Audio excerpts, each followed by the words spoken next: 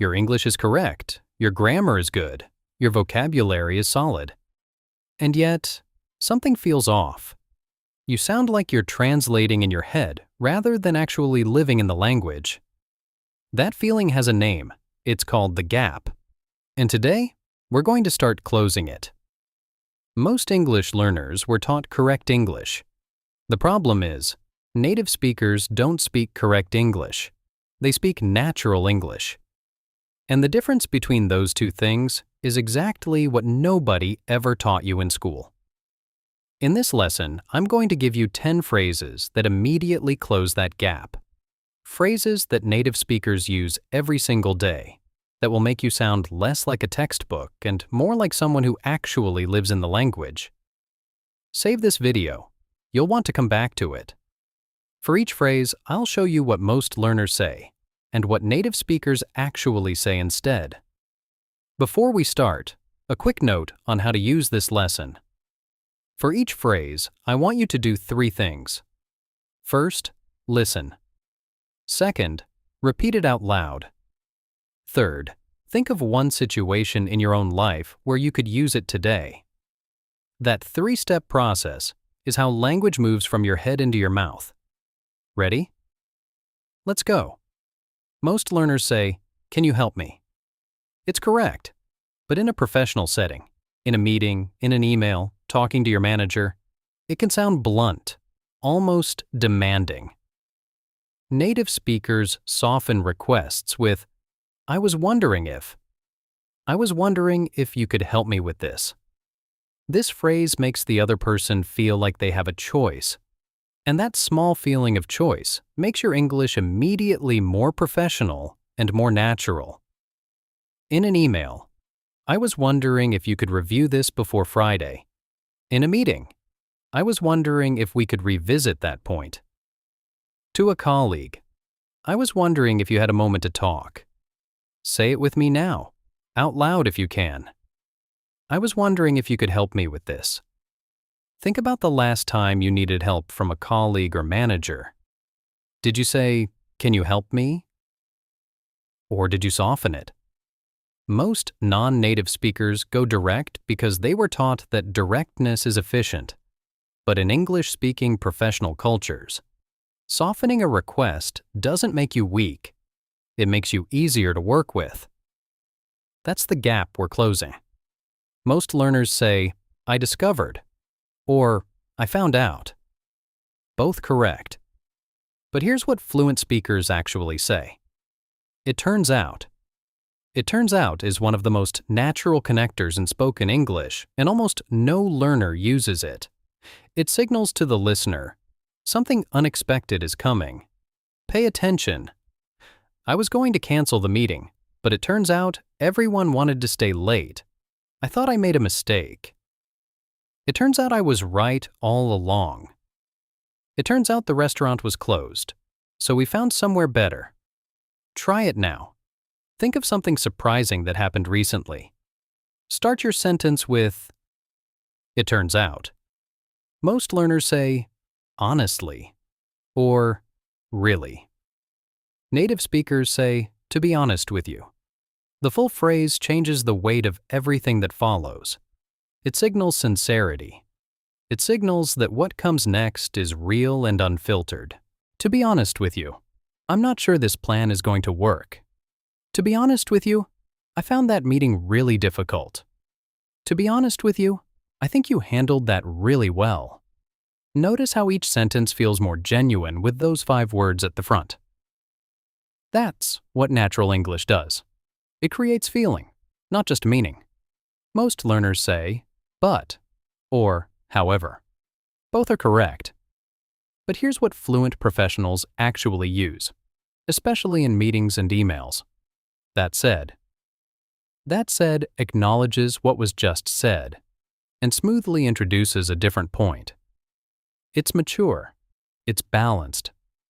It sounds like someone who thinks carefully before they speak. "The project was challenging. That said, I think we learned a lot from it. The budget is tight. That said, I think we can make it work. It was a difficult conversation. That said, I'm glad we had it. Replace your next but or however with that said. You'll notice the difference immediately. Most learners say, I cannot come, or I won't be there. Grammatically correct. But here's the thing. It sounds unusually formal, almost cold. Native speakers say, I can't make it. I can't make it is softer, more apologetic in tone, and it immediately signals fluency. I can't make it to the meeting tomorrow. Can we reschedule? I'm sorry, I can't make it this weekend. Unfortunately, I can't make it. But please send me the notes. 3 words. Instantly more natural. Instantly more professional. Use this one today. This one matters more than people realize. I cannot come is technically correct, but it creates distance. I can't make it feels human. It feels like you genuinely wish you could be there. That emotional subtext is what native speakers hear, even when they can't explain why. Most learners say, okay, or I understand, or I accept. Native speakers say, fair enough. Fair enough is one of those phrases that immediately signals fluency to any native speaker who hears it. It means, I understand your point, I accept it, and I'm not going to argue. It closes a discussion gracefully. I know it's short notice, but could you finish this today? Fair enough, I'll get it done. I think we should take a different approach. Fair enough, let's hear your idea. That's not really what I meant. Fair enough, let me rephrase. Practice saying fair enough as a response in your next conversation today. You'll be surprised how naturally it fits. Most learners say, I don't know, or maybe yes, maybe no. Native speakers say, it depends. I don't know closes a conversation. It depends opens one. This is one of the most sophisticated answers in professional English because it signals nuanced thinking rather than uncertainty. But here is the key. Never just say it depends and stop. Always follow it with what it depends on. Can you finish this by Tuesday? It depends on whether I get the information I need today. Is this a good investment? It depends on your timeline and your risk tolerance. Should I apologize? It depends on what you said and the context. Try completing this sentence right now. It depends on. Most learners say, what? Or, please repeat. Or, I don't understand. What sounds rude? Please repeat sounds like a classroom. I don't understand sounds like you're struggling. Native speakers say, what do you mean exactly? This phrase sounds intelligent. It signals that you're thinking carefully. Not that you're confused. It invites the other person to explain further, and it buys you valuable time to process what was said. What do you mean exactly by restructuring? What do you mean exactly? Are you saying we need to start over? What do you mean exactly by the end of the week? Most non-native speakers avoid asking for clarification because they don't want to seem like they didn't understand. But here's the truth. Asking what do you mean exactly makes you seem more engaged, not less capable. The most effective communicators ask more questions, not fewer. Most learners say, I think, or I believe. I think and I believe signal personal opinion. Native speakers say, as far as I know. As far as I know signals informed but honest uncertainty. It tells the listener, this is my best understanding based on what I've been told, but I'm not claiming to be certain. This is enormously valuable in professional settings where overconfidence is risky. As far as I know, the deadline hasn't changed. As far as I know, that decision hasn't been made yet. As far as I know, she's still leading the project. Use this in your next email when you're not completely certain about something. It protects you, and it sounds professional. Phrase 10. The most sophisticated phrase on today's list. Most learners say, that's not fair. or they use the word actually, which often comes across as confrontational. Native speakers say, to be fair. To be fair introduces a balanced perspective. It acknowledges the other side of an argument, or defends someone or something that's being criticized unfairly. The project was late, but to be fair, the team had half the usual time to complete it. He made some mistakes, but to be fair, it was his first time leading a project. The results weren't great, but to be fair, the market conditions were very difficult. This phrase signals emotional intelligence. It signals that you can see multiple sides of a situation. In any professional environment, that is extremely powerful. Let's test yourself. I'll give you the situation. Think of the phrase before I say it. Situation 1. Your manager asks if you can finish a report by tomorrow, but you already have a completely full day. What do you say? Think about it. The answer: I can't make that deadline tomorrow.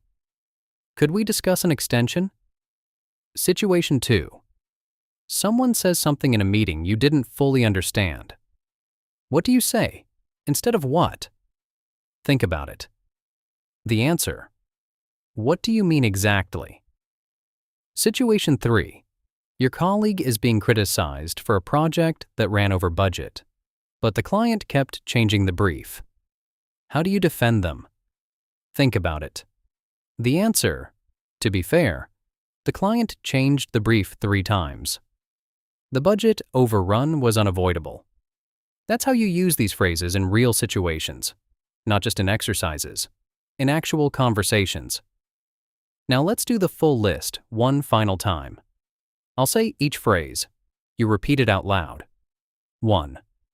I was wondering if. 2. It turns out. 3. To be honest with you. 4. That said. 5. I can't make it. 6. Fair enough. 7. It depends. 8. What do you mean exactly? 9. As far as I know. 10. To be fair.